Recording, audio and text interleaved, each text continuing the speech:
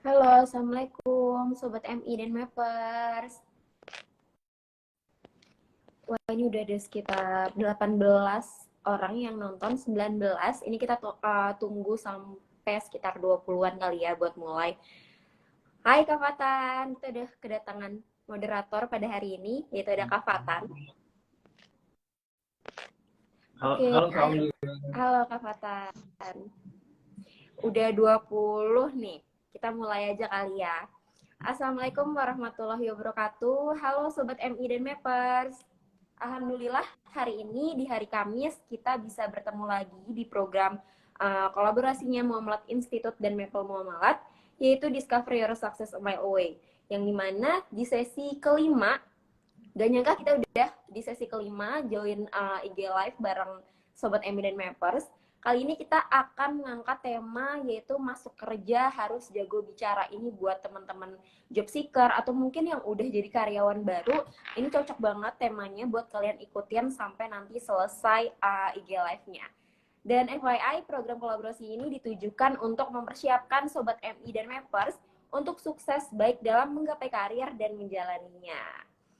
Teman-teman boleh dong, ini kan ada sekitar 20 orang. Boleh dong komen-komen dari mana sih nih Sobat Emi sama Mappers? Dari Jakarta kah? Atau ada dari Bogor kah? Boleh dong komen-komen, sapa-sapa. Untuk yang nanya-nanya terkait info lowongan dan loker, bisa DM langsung aja ke Maple Muamalat ya. Ada yang dari Tangerang. Hujan nggak sih di Tangerang? Soalnya di sini di Muamalat Tower hujan. Ih, ada yang dari Lombok. Halo Cika. Semoga koneksi aku atau kamu baik supaya kalian bisa dengerin IG Live ini sampai selesai. Ada yang dari Padang, Kak Ayu. Halo Kak Ayu. Oke, ini kayaknya nggak cuma dari Jakarta nih, banyak juga nih yang ada yang dari Bogor. Kayaknya hujan nih Bogor. Iya, makasih Mbak. Buat Sobat Emi yang udah join Instagram Live session sebelumnya pasti udah tahu ya kalau misalnya di program kolaborasi ini ada giveaway. Tapi teman-teman yang bisa ikut giveaway di program MX Maple itu wajib banget syaratnya untuk follow Muamalat_Institute dan Maple.Muamalat. Terus kalian juga harus ngikutin IG Live ini sampai selesai, itu persyaratannya.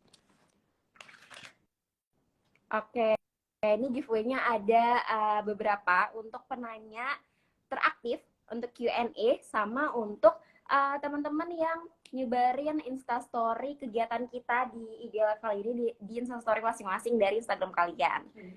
Di hari sesi kelima, di sesi kelima ini, teman-teman Sobat Emi dan Mappers akan dipandu oleh Kak Fatan dari MAP Wholesale Banking Bank Muamalat Indonesia. Mungkin dari tadi teman-teman udah lihat mukanya Kak Fatan. Halo Kak Fatan, sapa-sapa dong Sobat MI dan Mappers ya. Kenapa ketawa? Halo Kak Oli ya. Enggak. Halo, Biar terbawa Kak suasana, biar Fatan. happy aja. Ya. Halo Kayaknya Kak Oli ya. sinyal Kak Fatan agak-agak deh. Masa sih? Kayak buram, tapi ini udah oke. Udah oke. Ini udah ada Arsanara juga. Untuk Kak Hauranya bisa live IG dari Arsanaranya langsung atau dari Instagram pribadinya Kak Haura ya? Dulu mau bertiga Kak guys. Mungkin kepada Kak Fatan, waktu dan tempat aku persilakan ya.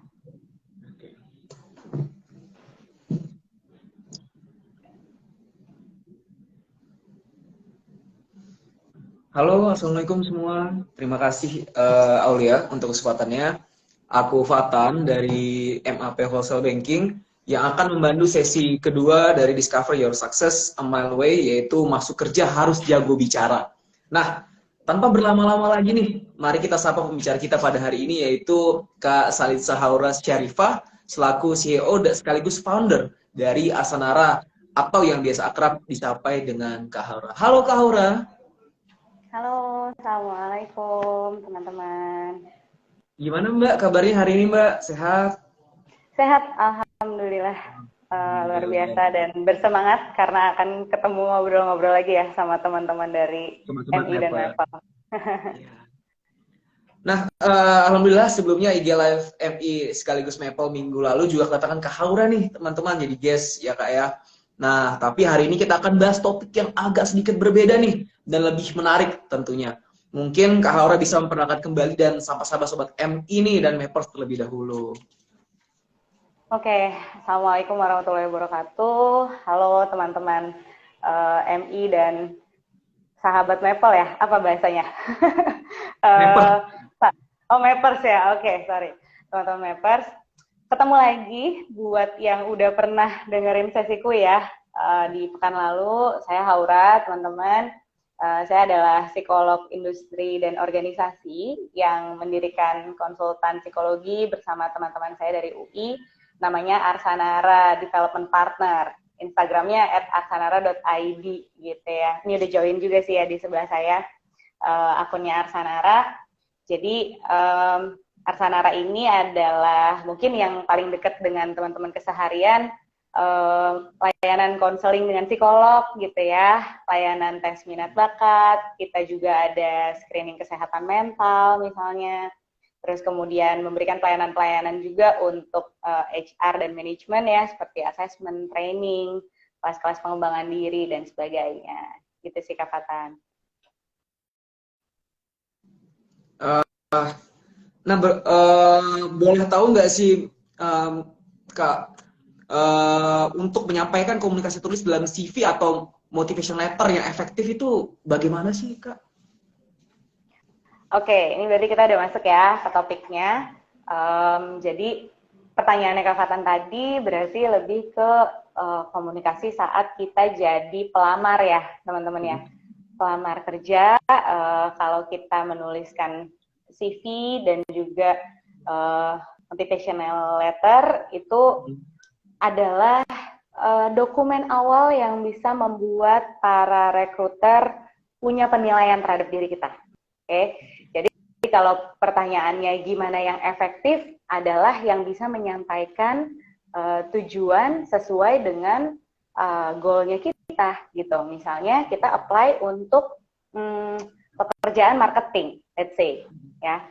Berarti bagaimana caranya CV dan motivational letter yang kita submit itu bisa mencerminkan ya, mencapai tujuan. Tujuan kita adalah meyakinkan rekruter gitu ya bahwa kita kandidat yang tepat.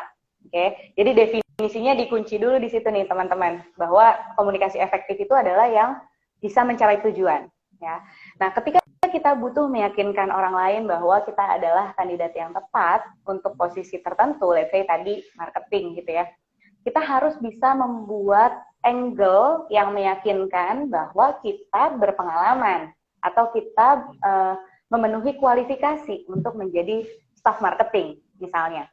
Jadi jika kita punya pengalaman katakanlah banyak gitu ya, 5-10 pengalaman organisasi atau pengalaman ditambah magang, volunteer, part-timer, dan lain-lain, bagaimana caranya kita bisa mengemas itu, kita pintar-pintar memilih angle untuk disampaikan di motivational letter dan juga di CV. Jadi boleh sekali kita menyesuaikan dokumen-dokumen kita itu sesuai dengan kebutuhan. Jadi pengalaman-pengalaman yang rasa-rasanya tidak terlalu berhubungan dengan pekerjaan itu, gitu ya, tidak terlalu berkaitan dengan marketing things, katakanlah, itu bisa kita nomor sekiankan gitu, atau mungkin di take out di dalam motivational letter, gitu. Jadi kalau CV ya tentu ya udah ada formatnya sebenarnya, bahwa kita perlu menyampaikan latar belakang pendidikan kita, pengalaman pekerjaan kita, pengalaman berorganisasi kita gitu ya, sesuai format. Nah, yang efektif itu bagaimana yang bisa menjelaskan. Jadi tidak cuma memberi informasi bahwa kita pernah jadi staff acara misalnya gitu ya di kepanitiaan kampus katakanlah. Tapi apa yang sudah kita achieve sih, apa yang kita lakukan sih utamanya sebagai staff acara itu menjadi poin penting tuh yang bisa menambah efektivitas komunikasi gitu di dalam written document ya. Jadi kayak dokumen tertulis lebih bisa menjelaskan bahwa kita itu sudah melakukan A, B, dan C, bukan sekadar kita itu dulunya adalah staf acara, nggak berhenti sampai di situ gitu. Jadi yang efektif itu yang bisa menjelaskan. Nah, sama tadi motivational letter juga yang bisa menyampaikan atau memberikan informasi general dulu tentang strong why-nya, ya. Kenapa kita memilih pekerjaan ini dan kenapa kita kandidat yang tepat, gitu. Itu sih Kak Fatan. Kak Aura, aku penasaran nih Kak. Sekiranya background kita adalah non-marketing nih Kak, misalnya kayak hubungan internasional ataupun seperti dari teknik, tapi kita memiliki passion nih di marketing. Tapi CV kita ataupun achievement kita, pencapaian-pencapaian kita di CV kita itu tidak relate nih misalnya, tapi kita sangat memiliki keinginan untuk terjun nih di bidang marketing. Nah, kira-kira gimana sih Mbak tips-tipsnya? Oke. Kalau posisi yang dibuka gitu ya di HR, katakanlah HR yang mau malat nih misalnya, itu tidak membatasi jurusan tertentu yang boleh apply di posisi tersebut, itu sebenarnya nggak masalah gitu. Boleh sekali, apalagi kalau kita tahu bahwa kualifikasi kita atau karakteristik kita nih, kita tipe orangnya kayak bisa banget deh jadi marketing, misalnya gitu ya. Atau kita enjoy banget deh ketemu sama orang-orang baru gitu. Sebenarnya sah-sah aja, boleh. Dan ketika latar belakang formalnya tidak mendukung itu, ya dari segi pendidikan, pengalaman kerja mungkin, kita bisa kuatkan dia di motivational letter sebenarnya. Jadi sesuai dengan namanya ya, namanya juga motivation ya. Apa sih motivasinya? Kenapa tetap mau memilih pekerjaan ini padahal kamu latar belakangnya teknik tadi katakanlah gitu. Apa sih tadi yang saya highlight kalau di motivational letter tuh strong why ya. Apa alasan? Ya, big why, strong why-nya. Apa alasan kuat kamu sih pingin gitu? Mungkin dia punya motivasi khusus untuk bisa katakanlah syiar gitu misalnya ya, kita ingin banget membuat orang-orang semakin banyak yang halal lifestyle gitu ya, perbankannya syariah misalnya, let's say seperti itu. Jadi ada motivasi-motivasi yang mungkin bisa munculnya itu di motivational letter, karena kan hal-hal seperti itu nggak bisa dengan leluasa kita tuliskan di CV ya, Mas Watan. Gitu. Ya. Jadi sah-sah saja, memang. Tapi kalau bicara dari segi HR ya, kebetulan aku HR juga. Secara hitam di atas putih bisa jadi bobotnya gitu ya, bobotnya bisa jadi kalah dari orang-orang yang mungkin secara latar belakang dia memang relevan dengan pekerjaannya, atau secara pengalaman kerja dia sudah punya lebih dulu nih gitu pengalaman di bidang marketing, mungkin di pengalaman magangnya gitu ya, atau part time sebelumnya gitu. Tapi itu hitam di atas putih. Kalau secara tadi kualifikasi dasarnya sebenarnya aman, ya nggak ada yang perlu dikhawatirkan. Misalnya IPK minimalnya terpenuhi, terus kemudian persyaratan berkasnya lengkap, lalu tidak ada pembatasan jurusan, sangat sah dan boleh-boleh saja ikutan apply dan barangkali lolos di tahap awal sehingga kita nantinya perlu fight-nya itu pada saat ini ya, tahapan berikutnya gitu, wawancara HR, wawancara user gitu, meyakinkan kenapa harus kita gitu, yang mana tadi secara hitam di atas putih di atas kertasnya itu mungkin kita bobotnya tidak terlalu sebesar teman-teman yang background-nya relevan. Kak Aura, ini mungkin banyak nih di pandangan para members dan para MI ini atau misalnya calon-calon job seeker ini agak nggak pede nih dengan IPK yang ya tipis-tipis lah 3, sekian atau 3,1, 3,2, tapi mereka tuh memiliki banyak sekali portofolio nih. Tapi apakah nih menurut Kak Aura nih, apakah IPK mempengaruhi atau portofolio nih Kak yang lebih mempengaruhi, atau ini bagaimana cara menjaga balancing di antara keduanya nih biar IPK yang tetap baik tapi portofolio organisasi, prestasi yang di ekstra di kelas ya, di luar kelas ya Kak, gimana sih Kak caranya Kak? Nah, dan apakah kita nih sebagai calon-calon job seeker masuk kan kita pengen tuh ikut BEM lah atau ikut volunteering lah, tapi kan itu kan otomatis ada trade off ya kan, dimana mungkin porsi belajar kita tidak seperti yang orang yang terus belajar gitu Kak. Gimana sih Kak menurut Kakak? Ya, kalau dari segi rekruter atau proses seleksi gitu ya, tentu IPK sebenarnya jadi salah satu yang dilihat, tapi bukan utama gitu. Jadi IPK itu syarat dasar aja seseorang lolos minimumnya. Misalnya tadi ya, Kalau minimumnya 3,00 itu boleh apply. Ya dia mau 3,1, 3,05 gitu ya. Itu sebenarnya tidak menggugurkan dia kan sebagai kandidat gitu. Pertarungan yang sebenarnya tadi benar kata Mas Fatan, justru lebih di portofolio, pengalaman. Itu aku juga sempat highlight ya di pertemuan pekan lalu gitu, bahwa penting banget kita sebagai mahasiswa atau nanti calon employee gitu ya, mempersiapkan portofolio, karena ketika kita sudah punya ilmu dasarnya, nanti pada praktiknya pengalaman kerja itu sangat banyak membutuhkan kompetensi atau keterampilan sosial kita nih gitu, kerja sama-sama tim ya, resiliensi, orangnya pantang menyerah gitu, tidak mudah menyerah gitu, kemudian attitude-nya bagus gitu ya, mau mendengar masukan, itu semua tuh nggak dilatih di mata kuliah, bener gak sih? Betul. Kayak itu semua dilatihnya di pengalaman berorganisasi. Jadi tadi poin berikutnya gimana nih nyeimbanginnya. Nah penting banget memang teman-teman untuk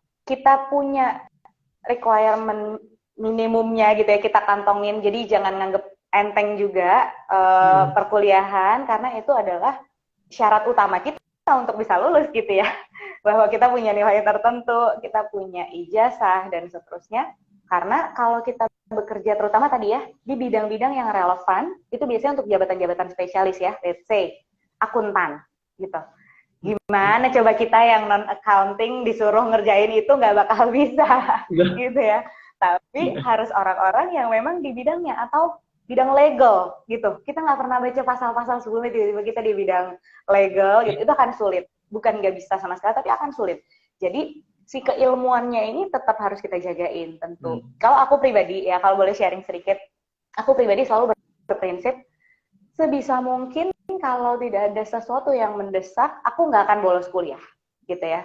Jadi akan menurun tingkat efektivitasnya kalau aku belajar mandiri misalnya, atau ngelihat catatan temen yang mana mungkin persepsinya beda sama aku ngedengerin langsung dari sumbernya, misalnya dosen gitu ya, kuliah-kuliah yang memang dari sumber utamanya nih, sumber primernya.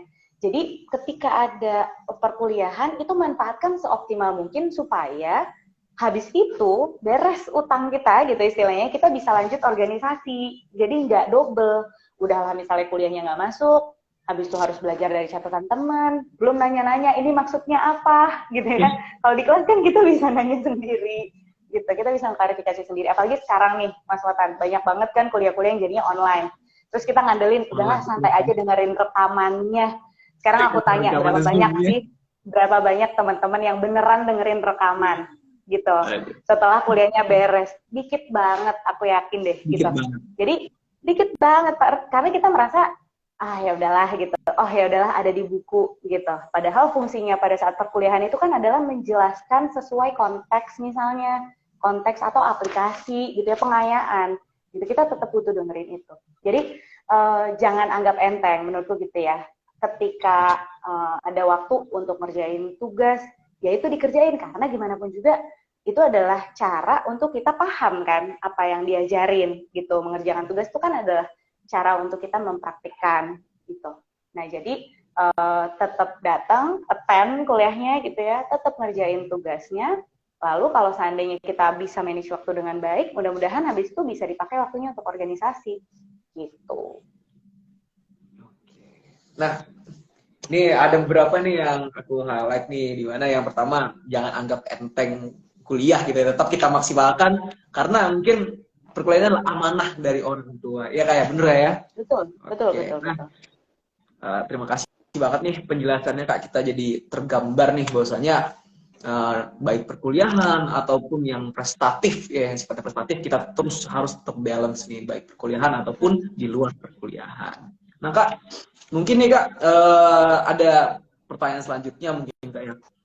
Mungkin ketika CV kita sudah terbangun, sudah bagus banget nih citra kita terrepresentasi di CV, dan ternyata ada panggilan nih Kak dari recruiters nih, kita dipanggil untuk datang untuk sesi wawancara. Nah, otomatis CV yang kita telah bangun tadi, yang telah kita sebagai representasi diri itu, kita harus menjelaskan nih Kak. Nah, kira-kira ada nggak sih Kak kiat-kiat dari Kakak untuk kita nih tulisan mungkin kita bisa puas kayak maksudnya kita kalau nulis itu kan bisa tulis apa aja, tapi kan ketika dikonversi dari tulisan ke dalam bentuk verbal itu kan agak sulit. Bahkan saya sendiri saja ketika menulis CV itu gampang gitu Kak, tapi ketika coba jelaskan CV kepada recruiters nih, ada HR langsung nanya kepada saya ketika saya menjelaskan itu agak terbata-bata gitu. Tidak semudah itu ya.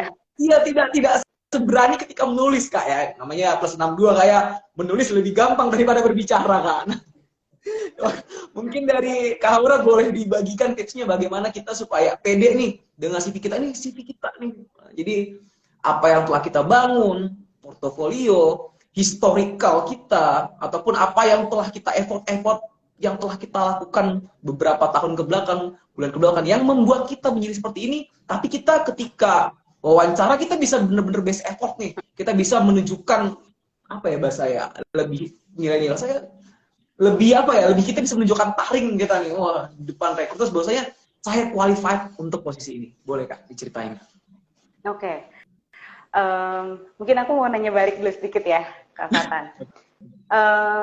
Kak Fatan ini nggak bisa masak nggak? Bisa masak, cuman masak telur aja Kak, sama masak Indomie Kak. Iya, namanya anak kos ya Kak ya. Nah, sekarang ini, kalau misalnya ditantang untuk coba dong bikin masakan gitu ya, terus di depan, let's say kayak Master Chef gitu ya, kira-kira apa yang akan Kak Fatan lakukan? Apakah cuma masak telur sama Indomie? Kira-kira apa? Ini nggak ada jawaban menurut saya. Aku penasaran aja. Secara subjektif nih, secara subjektif karena itu yang saya bisa ya kan, karena itu saya bisa, saya bakal ya mungkin ada tambahan-tambahan mungkin ya, saya permak sedikit-sedikit Kak, apakah saya buat style-style baru di luar standar saya. Jadi saya ketika ditantang saya akan menaikkan standar saya mungkin dari 5 ke 10 atau 10 ke 15 gitu Kak. Mungkin itu. Oke. Kira-kira dengan perlu melakukan modifikasi dari standar yang Kak Fatan bisa, perlu latihan nggak? Perlu latihan banget. Perlu latihan banget kan? Karena apa? Karena kita tidak terbiasa melakukan masak. Betul. Benar nggak?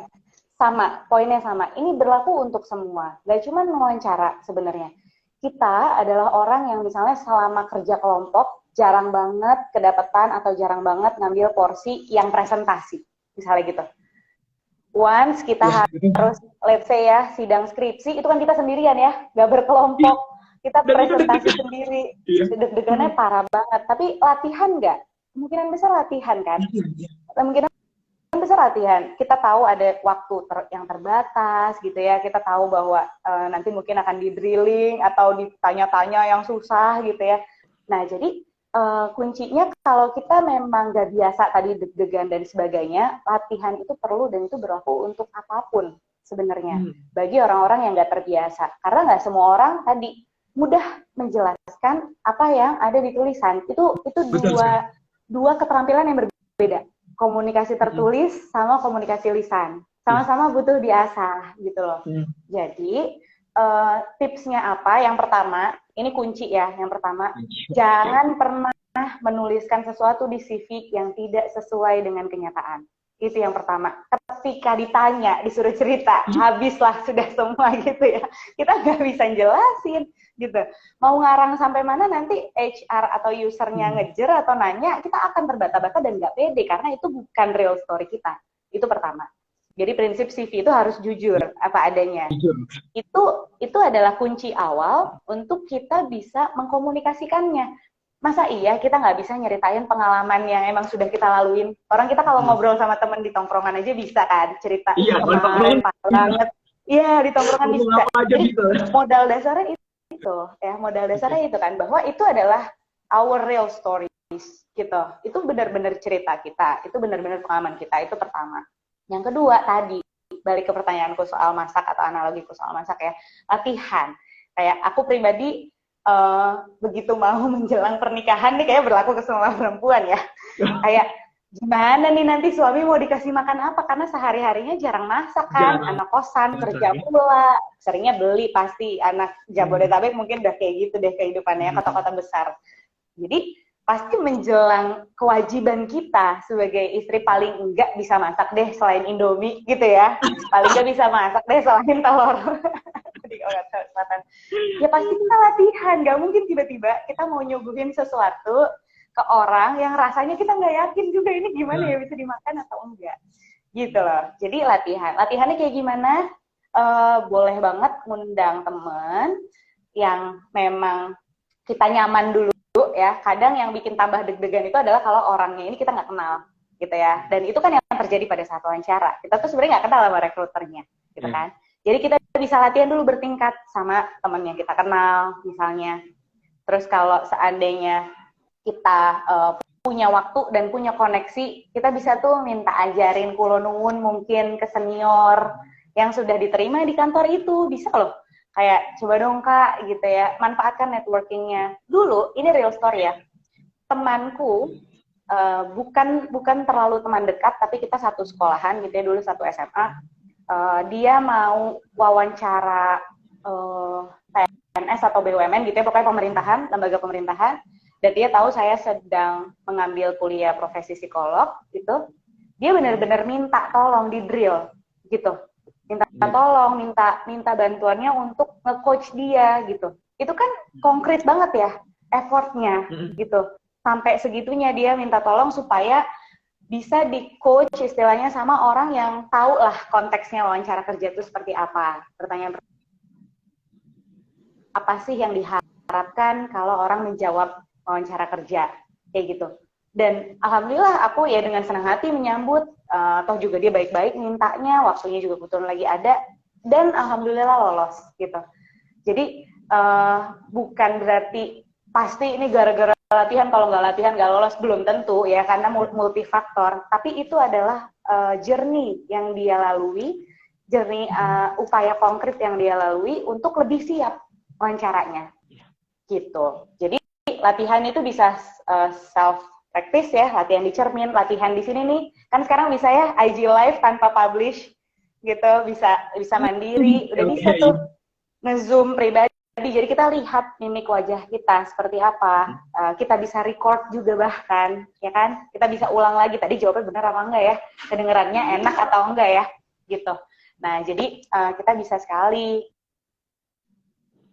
latihan atau minta tolong beneran ke orang-orang yang lebih mumpuni, kayak gitu.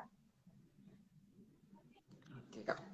Dari penjelasan Kak Haura, aku jadi keinget nih pertama kali lulus, nyoba beberapa perusahaan, baik yang small size ataupun big size, aku jadi keinget Kak. Dulu aku kan kalau baru lulus kan lagi semangat-semangatnya nih Kak, kita sampai ke tahap wawancara. Ke sana sini ya. Iya, karena kan pengen nih kerja, gimana sih rasanya gitu kan, yang biasanya mahasiswa cuma belajar doang, ingin langsung terjun ke bisnis real. Nah, pada saat aku pertama kali wawancara nih Kak, ini agak sedikit curhat nih Kak, jadi aku kayak recall memori aku nih pada zaman dulu, flashback gitu. Nah, jadi pada saat itu aku itu sangat-sangat semangat tuh Kak. Nah, tapi di lain sisi recruiter ataupun pas interview user itu si recruitersnya tidak semangat Kak. Nah, yang berakibat pada ketika ditanya itu kayak nusuk gitu. Mereka dari recruitersnya nyari-nyari celah di kita, dan kita ya awalnya sangat-sangat moodnya baik banget, tiba-tiba karena mood dari recruitersnya agak kurang gitu sehingga mendaunkan semangat kita, yang abis itu ngedaunkan mental dan juga ngedaunkan jadi ngeblank gitu Kak. Nah, gimana sih Kak cara supaya kita meskipun tidak berhubungan dengan recruiters tapi kita bisa membangun nih, jadi kita yang awalnya nggak pernah kenal sefrekuensi, tiba-tiba kita bisa bangun nih, ayo recruiters, saya semangat nih untuk bekerja, kayak hubungan tidak langsung gitu kan. Rapport ya, kalau di kita bahasanya. Orang kan kita udah kenal, bisa bercanda-bercanda. Ini kan recruiters ini kan kadang ada yang judes juga, ada yang jutek juga, gimana kan? Iya. Yang pertama, kita harus paham, harus sadar bahwa kita nggak bisa ngatur orang lain, ya. Jadi yang kita bisa kelola, yang kita bisa kontrol adalah diri kita sendiri nih, gitu. Kalau dari aku, prinsipnya yang penting tuh adalah attitude. Ya. Itu penting banget di awal untuk kita bisa masuk, dapat respect-nya dari recruiter gitu ya. adalah bagaimana cara kita membawa diri.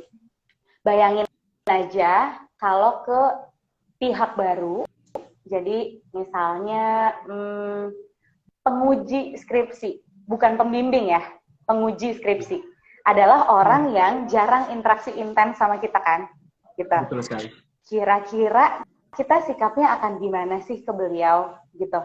Jadi yang pasti kita akan bawa diri dengan sangat sopan, gitu ya, menyesuaikan juga gaya bahasa atau mungkin pace bicara dengan beliau. Ini kan berkaitan juga dengan kita menyesuaikan karakteristik rekruter nih, gitu. Orangnya tadi tipenya gimana sih, kok dia ternyata lesu gitu ya.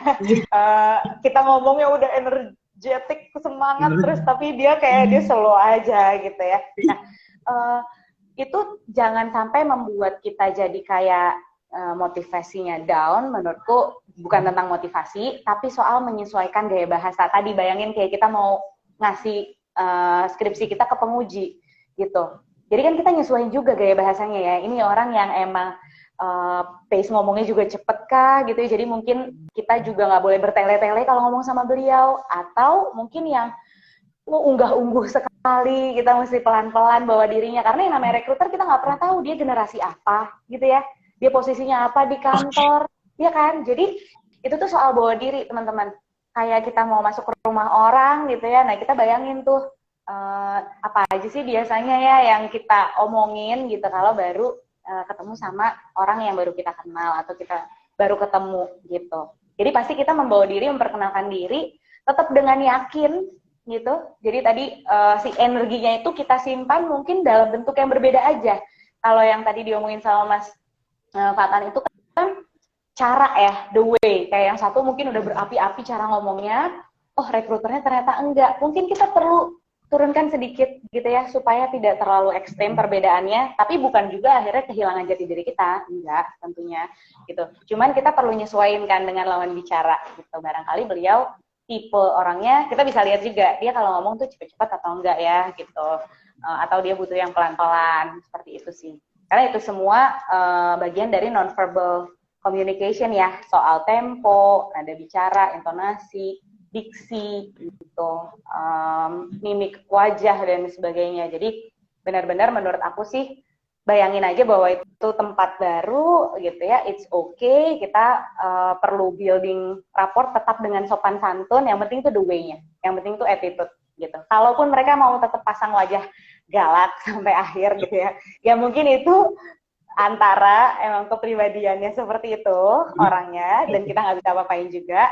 Atau kedua dia pengen tahu aja, ini kalau saya ambil posisi kayak gini gitu ya, dia akan terpengaruh nggak sih mentalnya? Kalau anak zaman sekarang gitu ya, wah kena mental nih gue gitu ya. Akan terpengaruh nggak sih mentalnya? Jangan-jangan nih orang ngomongnya jadi kayak ragu-ragu nih, a, i, u, e, o gitu. Tapi kalau kita pede aja, orang kita ceritain tentang diri kita. Jadi anggaplah, oh ya itu dia, beda karakter aja sama kita gitu. Tapi kita bisa adjust. Kita bisa sesuaikan biar lebih nyaman aja, lebih sefrekuensi ngobrolnya, gitu sih. Lagi-lagi aku jadi kayak flashback nih. Jadi pada saat dulu aku wawancara itu ada dua nih Kak rekrutersnya nih yang nguji kita. Yang satu sebagai as good person, jadi dia sebagai yang baiknya, sebagai user yang baik, dan satu user yang galak nih Kak. Bagaimana sih Kak? Kayak good cop, bad cop ya? Kakak juga pernah kan Kak? Pasti dong, pasti pernah dong. Jadi satu yang baik nih, satu lagi yang nyelkit gitu pertanyaan-pertanyaannya yang ngejebak gitu. Nah gimana sih Kak kita sebagai orang baru yang memiliki passion ingin bekerja, dihadapkan pada situasi di saat seperti itu, kita bertemu dengan dua orang yang ini yang kayak kanan kiri gitu Kak. Satu yang dia sebagai di sisi yang baiknya, satu yang sisi ngejebaknya. Gimana sih Kak kita sebagai calon pekerja gitu ya kan, calon employee, gimana sih kita cara maintenance-nya nih Kak? Biar kita tetap dapat simpatik, kita dapat respect dari kedua penguji tersebut. Boleh Kak ceritain? Ya. Oke, yang pasti kita tetap adil. Adil dalam arti memberi perhatian, let's say soal eye contact gitu ya. Jangan sampai karena yang satu ini galak, kita jadi jarang ngelihat ke dia. Karena kadang unconsciously kadang kita jadi kayak ya udahlah, takutnya malah aku jadi tambah grogi gitu kan, gara-gara panik ngeliat mukanya, jadi kita ngeliat yang ini aja. No. Jadi bayangin situasi kerja nyata ya, aslinya, itu kan memang tetap ada aja orang-orang yang lebih nyebelin mungkin, atau lebih nggak cocok sama kita gitu ya, secara karakter personal gitu. Dan itu kan akan tetap terus dijalanin. Jadi itu tuh situasi yang nyata menurut aku ya. Jadi tetap kita perlu membagi misalnya di kanan dan di kiri gitu ya. Jadi tetap kita lihat dua-duanya. Kita kalau ngejelasin itu tetap menjelaskan kedua-duanya. Jadi harus tetap berlaku adil karena tadi bisa jadi itu juga settingan. Itu bisa ya loh, mungkin bisa jadi itu mungkin settingan atau tipe orangnya kayak gitu dan dia emang sengaja aja nggak mau beramah tamah di awal. Dia pingin tahu kita akan merespon seperti apa sih. Gitu. Jadi makanya tetap jadi diri kita, tetap bawa apa yang sudah kita latih, tetap sopan dan kedua-duanya. Jadi jangan sampai ngebagi. Jadi dia akan jadi bisa catatan tuh kayak, nah kan ya anak digalakin dikit, gak mau nih natap mata saya. Ya, jadi enggak teman-teman harus tadi ya, jangan kena mental itu loh. Berarti kita harus manage bahwa oh itu situasi yang mungkin terjadi di ruang wawancara. Dan itu situasi yang mungkin jadi miniaturnya kehidupan pekerjaan yang asli, gitu. Akan ada banget kan orang-orang yang emang mungkin akan selisih paham dengan kita, bergesekan sama kita, habis itu jadi nggak nyaman situasinya. Tapi kan in professional way kita harus tetap kerja sama-sama dia, gitu loh. Jadi tetap harus membagi porsi untuk berbicara yang sama, gitu ya. Jangan sampai ya, itu jadi kayak nggak dilihat gitu karena dia nggak dilihat. Baik, Mbak. Mbak Haura, mungkin ketika gini cerita mungkin ketika sudah selesai nih kita dan akhirnya kita dapat panggilan, dapat offering letter dan kita keterima di suatu company nih, misalnya saja let's say Muamalat nih. Nah Kak, gimana sih Kak cara kita sebagai yang fresh graduate nih baru masuk dunia kerja yang biasanya mungkin pada saat kuliah kita biasanya bergaul dengan teman-teman, habis itu kita juga ya biasa lah ya kan no hard feeling karena juga kita dalam satu generasi yang sama, umur yang sama, jadi nggak ini nih. Nah ketika masuk ke dunia kerja kan sangat jauh tuh Kak ya, ada yang generasi X, Y, Z segala macamnya Kak. Nah bagaimana sih Kak ketika kita sudah masuk ke dalam kerja, bagaimana berhubungan dengan lingkungan kerja yang relatif baru dengan gap umur yang lama nih, gap umur yang jauh nih Kak. Sudah kita latar belakang budayanya beda, pendidikan beda. Nah, gimana sih Kak tips dari Kakak nih untuk para job seeker baru atau yang baru masuk dunia kerja, bagaimana sih Kak memanage diri agar tetap dapat bersosial dengan baik dengan lintas generasi tersebut, dapat perform dengan baik, terus juga memiliki teman atau relation yang banyak tuh Kak, yang lebih wide gitu kan. Gimana sih Kak tips dari Kakak? Apakah kita temenan dengan satu generasi saja? Oh enggak dong, kita harus berteman dengan semuanya gitu lintas generasi. Gimana sih Kak tipsnya Kak sebagai Kakak? Bagus banget pertanyaannya karena ini sering jadi isu ya di mana-mana sekarang gitu karena kita kerja lintas generasi. Aku mau ini ya quick games lagi sama Kak Fatan tadi. Nah, iseng nih nanya. Ingin tahu aja kalau seandainya Kak Fatan dapat undangan ke Istana Negara, misalnya ya, mau ketemu sama Pak Presiden nih, gitu ya, mau ketemu sama Pak Presiden, gitu ya, sama orang penting. Apa aja sih yang Mas Fatan siapin sebelum masuk ke sana, kira-kira? Tentu kalau dari aku pasti dari penampilan, itu yang pertama, penampilan dan juga ya penampilan dan list bahan bicara gitu, mau ngomong apa aja sih nanti gitu, karena biar nggak ngeblank gitu nantinya, meskipun tidak sesuai dengan apa yang kita rencanakan, at least kita memiliki list bahasan itu Kak, kalau dari aku. Yes, oke, very good. Poin pertama tadi adalah nyiapin penampilan ya. Penampilan. Sehari-hari Kak Fatan emang penampilannya kalau ke kantor atau sehari-hari banget pakai apa? Kemeja, celana biasa, sepatu, ya. Oke. Lalu kalau ke istana kira-kira emang mau pakai apa? Mungkin pakai batik gitu, jadi biar kayak referensi Indonesia banget nih gitu. Ya. Itu sih kalau aku. Yes. Poinnya adalah tadi bener banget, yang Mas Fatan lakukan adalah menyesuaikan diri, bener nggak? Poinnya adalah menyesuaikan diri. Kenapa? Karena kita masuk ke rumah orang, itu bukan rumah kita, gitu. Itu poin yang menurutku penting banget untuk di-highlight sama teman-teman dimanapun ya, generasi apapun, ketika masuk ke tempat baru, karena itu tempatnya orang. Maksudnya kita sebelumnya nggak ada di sana, gitu. Jadi kita kan yang perlu nyesuaiin diri. di sini biasanya pakaiannya seperti apa sih? Mulai dari yang simpel-simpel gitu ya, mulai dari yang kulit-kulit. Cara bicaranya seperti apa? Tadi kan sampai nyiapin agenda obrolan gitu ya. Aku sangat ini ya, sangat terinspirasi waktu itu dari atasan aku waktu aku bekerja di kementerian.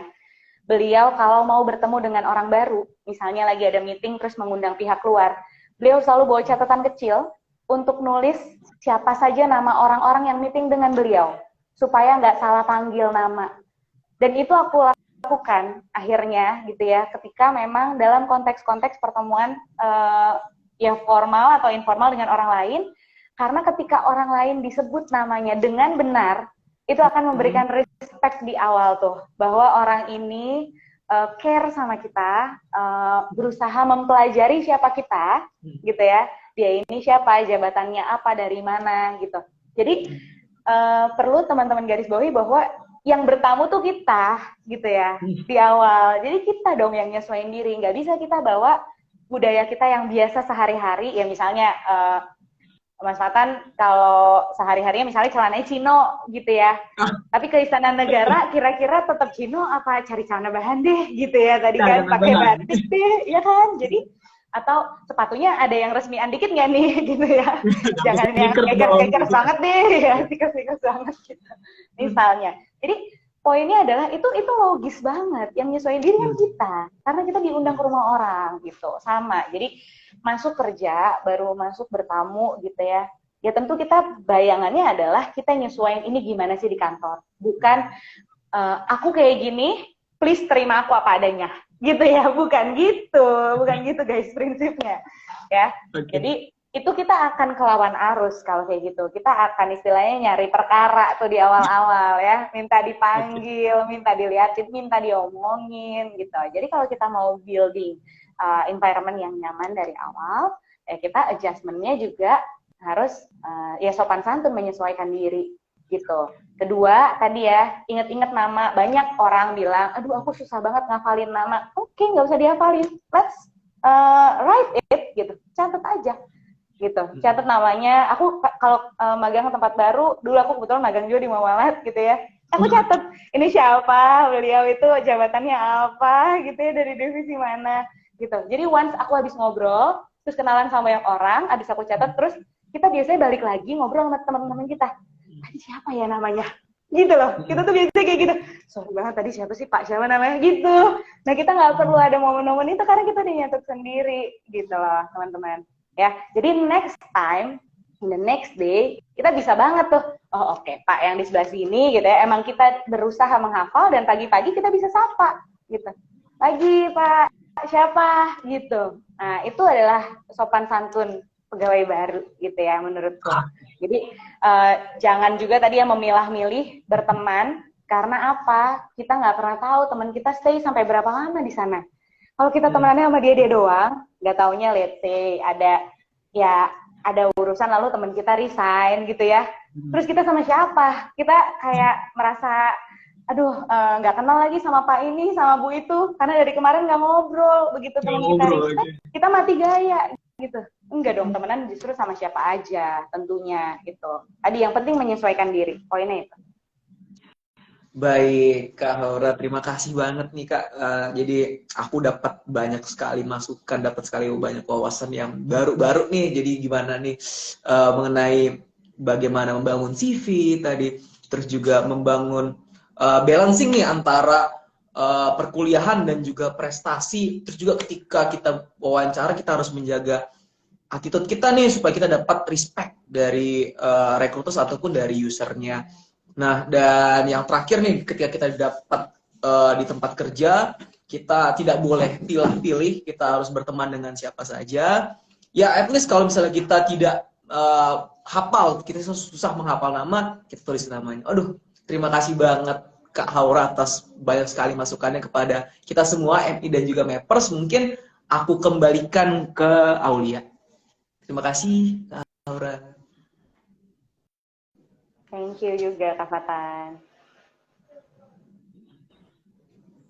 Oke, Kak Haura, Kak Fatan. Tadi kan udah nanya-nanya antara Kak Fatan sama Kak Haura ya.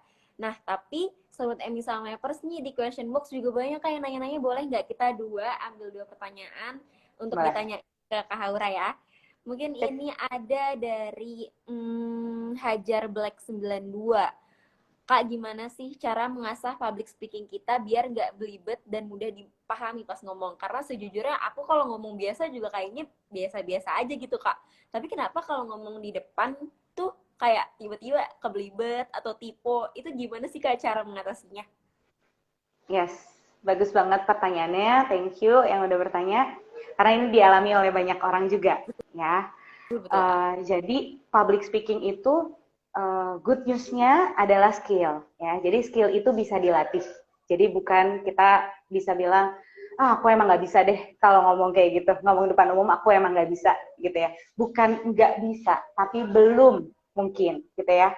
Belum bisa atau belum jago. Nah, ngelatihnya kalau yang pertama-pertama, teman-teman ditulis. Ditulisnya itu nggak word by word ya, tapi ditulis kerangkanya. Kita tuh mau ngomong apa sih?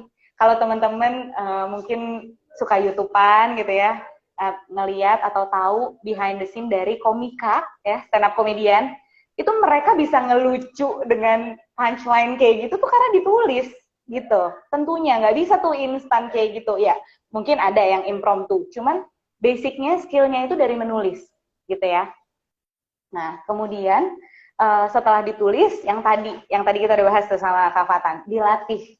Jadi kalau memang mau presentasi sesuatu something important gitu ya, ngomonglah di depan cermin. Tadi aku bilang bisa IG live yang untuk pribadi gitu ya, atau nge-zoom direkam. Jadi dilatih. Kemudian tips berikutnya adalah namanya teknik pausing ya, pause. Jadi kalau kita butuh merangkai sesuatu dulu kata-kata, jangan buru-buru, dijeda. Jadi kita rangkai dulu secara cepat di otak, lalu kita sudah punya kalimat utamanya, misalnya gitu, lalu baru kita ungkapkan. Jadi jangan terburu-buru. Jadi ada teknik pausing namanya, itu teman-teman berikan jeda, ya, ada spasinya gitu loh, ada jedanya antar satu kalimat dengan kalimat lain, seperti itu. Dan terakhir, public speaking is about jam terbang, ya. Jadi memang harus dipupuk, teman-teman. Ini sama kayak obrolan yang kita dari tadi obrolin ya, soal misalnya komunikasi formal dengan orang, tadi settingnya wawancara misalnya, atau tadi aku ngobrol sama Kak Fatan soal masak, itu juga soal jam terbang, bukan berarti kita itu nggak bisa masak, belum jago aja, karena belum sering melakukannya, gitu.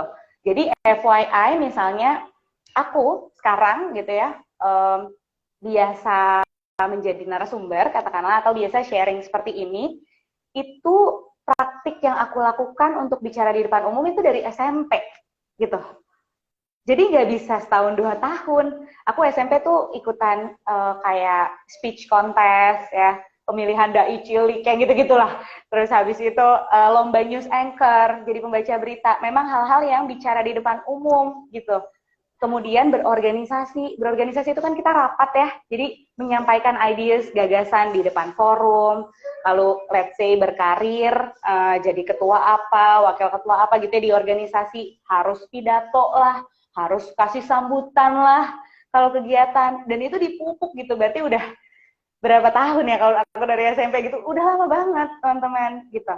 Jadi itu sesuatu hal yang memang harus dipupuk terus. Bukan nggak bisa, dijalanin aja terus. Poinnya adalah, kalau ada kesempatan, please diambil. Take it, gitu. Kadang orang ngerasa nggak bisa, akhirnya kesempatannya dilewatin, terus udah kamu aja deh yang maju, udah kamu dulu deh yang ngomong, kamu aja deh yang presentasi, terus kita kapan belajarnya, gitu. Padahal public speaking itu butuh jam terbang, butuh latihan. Jadi, mulai sekarang yuk beraniin diri untuk ambil kesempatan. Salah nggak apa-apa, wajar kok. Toh misalnya apalagi kalau kita tim gitu ya, as a team, ada yang backup, ada mungkin atasan kita, ada mungkin senior staff yang bisa bantu lengkapin penjelasan kita. Jadi it's okay, ya, latihan dan ambil kesempatannya dari sekarang. Oke, berarti kuncinya tuh latihan terus ya, Kak, biar gimana caranya yang ngomongnya bisa tertata gitu loh, nggak belibet di depan umum gitu. Dan Kak Haura bisa sampai di titik saat ini juga nggak lain nggak bukan karena latihan kan ya, Kak ya? Gitu. Betul banget.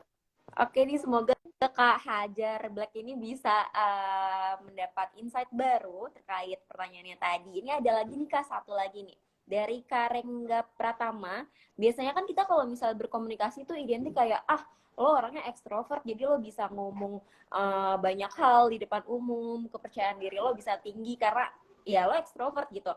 Tapi ini dari Kak Rengga, gimana sih Kak caranya melatih komunikasi efektif buat orang-orang yang emang kepribadiannya itu introvert.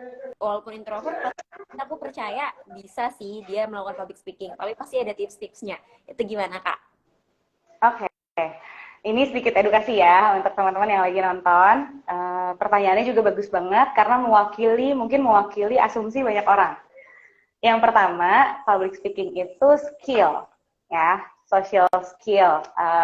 Dia keterampilan, sama kayak misalnya ya aku bandinginnya dengan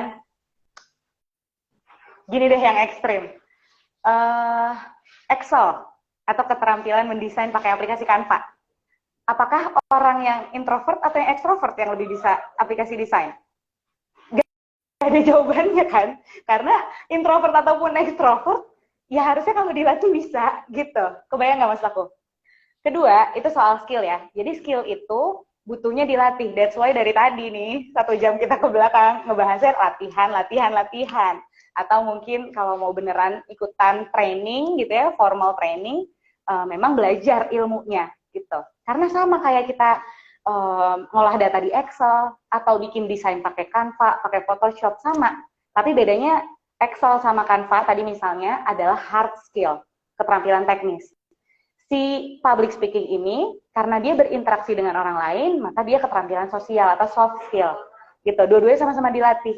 Nah, extrovert sama introvert itu, teman-teman, bukan skill, ya. Extrovert introvert itu adalah personality atau kepribadian, gitu. Memang mungkin ada irisannya dalam arti gini, orang yang extrovert itu sebenarnya extrovert introvert itu soal energi ya. Jadi orang yang ekstrovert itu lebih nyaman untuk bisa berinteraksi dengan orang banyak, kayak gitu. Tapi kalau orang yang introvert, itu dia lebih butuh energi, atau mungkin setelah berinteraksi dengan orang banyak, dia butuh recharge dulu nih sendirian, gitu. Jadi itu soal personality. Tapi apakah orang yang introvert nggak jago ngomong? Ya enggak dong, gitu. Karena itu skill tadi ya. Banyak banget, menurutku banyak banget. Ya tokoh-tokoh kita atau pembicara-pembicara besar yang pasti nggak semuanya ekstrovert loh, gitu. Pasti banyak deh gitu. Padahal posisinya mengharuskan dia untuk bisa public speaking. Kebayang ya? Jadi bedakan antara skill sama personality gitu. Jadi yang pertama mungkin untuk jadi penyemangat teman-teman, bukan berarti orang introvert itu public speaking-nya jelek, enggak. Atau bukan berarti susah public speaking, enggak. Yang bikin susah atau enggaknya itu adalah soal ngembaliin energi yang tadi aku bilang. Mungkin orang introvert kalau habis ngisi kelas, terus interaksi sama banyak orang yang tanya jawab, dia bakal kelelahan di rumah kayak, oh please aku mau sendirian gitu. Aku butuh tutup kamar dulu, aku mau baca buku sendirian gitu. Tapi kalau orang ekstrovert mungkin habis meeting dengan banyak orang, begitu pulang dia happy banget kayak, wah asik banget sih tadi sesinya gitu. Jadi kayak lebih kepada energi seseorang secara kepribadian gitu sih. Nah tipsnya ya sebenarnya akan sama. Tadi kan gimana ya ningkatin public speaking untuk orang introvert. Sebenarnya sama jawabanku yang sebelumnya, karena meningkatkan public speaking itu adalah meningkatkan skill, dan itu berlaku untuk semua tipe kepribadian, ya, mau yang extrovert ataupun introvert. Jadi yang pasti ditulis dulu. Sebenarnya ada konsepnya gini deh, sedikit ya terakhir, mumpung ini menjelaskan gitu ya biar kejawab semua. Ada 3 hal yang perlu di manage kalau kita public speaking. Oke. Yang pertama adalah managing materials. Tadi yang aku bilang tulisan. Yang mau disampaikan itu apa sih? Itu kita manage. Manage-nya gimana? Ditulis kerangkanya, ditulis tujuan besarnya. Kita mau ngomong apa sih goal-nya gitu ya. Kemudian yang kedua yang di-manage adalah audiensnya. Ya. Kita harus tahu ini kita ngomong ke para pejabat kah? Kita ngomong ke sesama generasi kita kah? Misalnya Gen Y, Gen Z. Atau kita ngomong ke anak-anak misalnya. kita harus pilih bahasa yang sangat membumi. Kemudian sosial ekonomi juga berpengaruh. Kita ngomong ke well educated people atau enggak gitu ya, blue collar, white collar, karena nanti bahasanya berbeda gitu. Itu harus kita manage. Yang ketiga, dan ini the most important thing adalah managing self gitu. Managing self itu gimana? Ya, membuat diri kita pede, menenangkan diri, mempersiapkan diri tadi dengan cara apa? Praktis, ngomong, dicermin, supaya kita ngomongnya nggak belibet. Itu kan berarti butuh dilatih gitu. Kita manage diri kita, atur tempo, tadi yang aku sampaikan ya, intonasi, kemudian eye contact, itu tentang diri kita gitu. Jadi dirinya kita juga yang harus di-manage. Jadi ada 3 hal itu tuh sebenarnya kunci dari public speaking.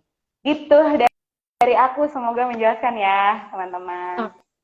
Oke Kak, ini jadi ngebuka pikiran kita sih, kayak extrovert sama introvert tuh sebenarnya nggak ada bedanya gitu dalam melakukan public speaking. Dua-duanya pun bisa untuk menjadi public speaker di depan banyak orang gitu. Jadi nggak apa karena lo extrovert lo bisa ngobrol sedangkan gue enggak gitu ya Kak ya. Betul banget. Oke, makasih banyak Kak Haura atas jawabannya. Semoga kita bisa terjawab pertanyaannya dari jawaban atas Kak Haura. Oke, sekarang aku balikin lagi ke Kak Fatan. Silakan Kak Fatan. Terima kasih Aulia. Nih, alhamdulillah terima kasih sekali lagi untuk Kak Haura. Semoga teman-teman sobat-sobat MI dan juga sobat-sobat Mappers dapat manfaat nih dari diskusi atau live IG kita pada sore hari ini. Nah, mungkin aku boleh buat konklusi nih. Jadi dari diskusi 1 jam ke belakang, aku mengutip, kalau mau namanya ditulis nih ke dalam list pemenang, bekerja keraslah, persiapkanlah, latihlah, dan mulai dari sekarang. Oke, terima kasih kepada Mbak Laura atas kesempatan dan keluangan waktunya. Semoga sehat selalu dan bisa kita bereuni nih kepada sobat-sobat Emi dan juga sobat-sobat Mappers di lain kesempatan. Sekali lagi terima kasih Mbak Laura, Aulia. Wassalamualaikum warahmatullahi wabarakatuh. Waalaikumsalam. Mungkin buat Kak Haura dan Arsanara bisa live duluan kalau Kak Haura ya ada keperluan. Thank you. Sampai jumpa teman-teman. Assalamualaikum. Terima kasih. Waalaikumsalam. Oke, mungkin untuk sobat MI dan Mappers yang masih ada di IG Live hari ini, jangan live dulu karena sesuai janjiku tadi kita akan ada giveaway. Nanti pemenangnya akan aku umumkan seperti biasa di Instagram story-nya Muhammad Institute, tapi dengan syarat teman-teman harus udah follow Instagramnya Muhammad_Institute dan maple.muamalat. Dan di sini aku juga ngecekin nih siapa aja yang join di IG Live sampai akhir. Jadi nanti pemenangnya akan aku sortir dulu. Nanti kalian bisa lihat list pemenangnya di Instagram Stories-nya Muhammad Institute.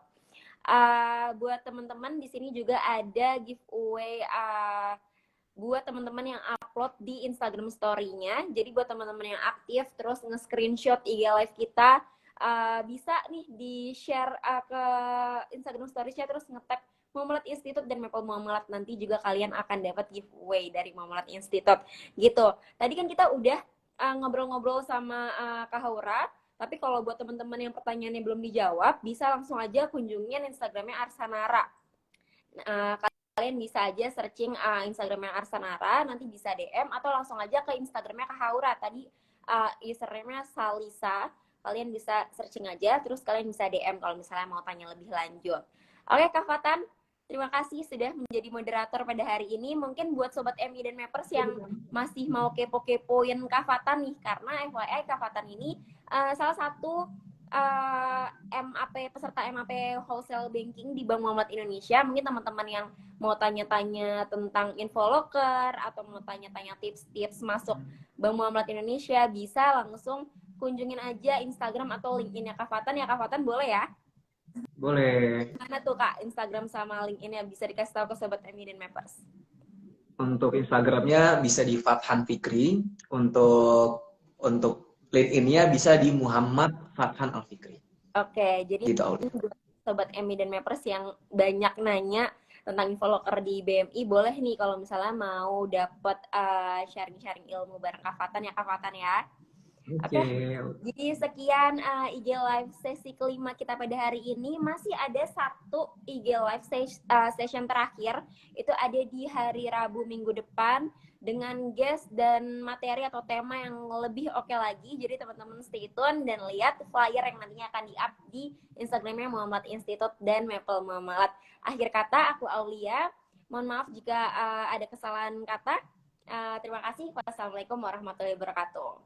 See you Sobat Emi dan Mapers.